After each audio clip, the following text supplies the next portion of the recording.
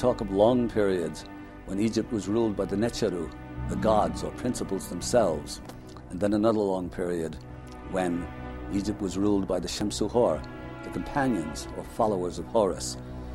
The ancient tablets give the names of the kings and the regnal years, and when this is computed out, it comes out to something like 36,000 years. This is, of course, anathema to our contemporary scholars, who ascribe these writings to the fantasy and romance of the ancient primitive mind. This assumes that contemporary scholars know more about ancient Egyptian history than the ancient Egyptians themselves.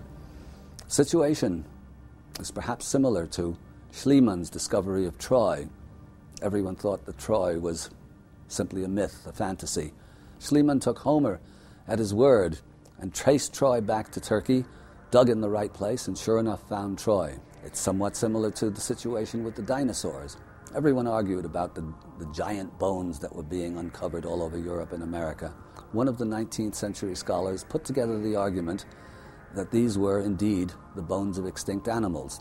The idea took hold, the ground was prepared, and everyone suddenly agreed that the dinosaurs existed. Within a couple of generations, the museums of the world were filled with complete dinosaur skeletons. We think we've got the evidence, the bones of that ancient civilization. A lost tale, hidden in the stones. Blueprints of a lost art, from a lost world. Behind the veil lies another Egypt, hidden in Egypt. Magical Egypt.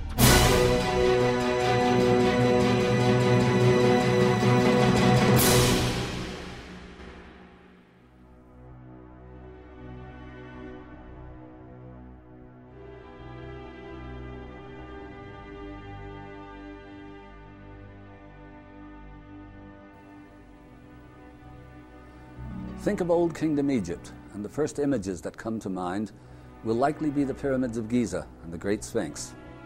These, Egyptologists assure us, are products of the 4th dynasty, around 2500 BC. Prior to the Pyramid Age, Saqqara went up, the great necropolis 10 miles south of Giza. Built by King Zoser of the 3rd dynasty, around 2700 BC, according to a plan devised by Imhotep, a legendary sage, at once chief of the architects, mathematicians, astronomers, doctors, a sort of proto-Leonardo. Today, Saqqara is an impressive ruin. Even after 3/4 of a century of extensive restoration and repair, it's still difficult to imagine Saqqara in its original, massive, elegant, pristine glory. But a faithful architectural reconstruction comes as something of a revelation. If you were told that this was a new campus for the University of Arizona or New Mexico, designed by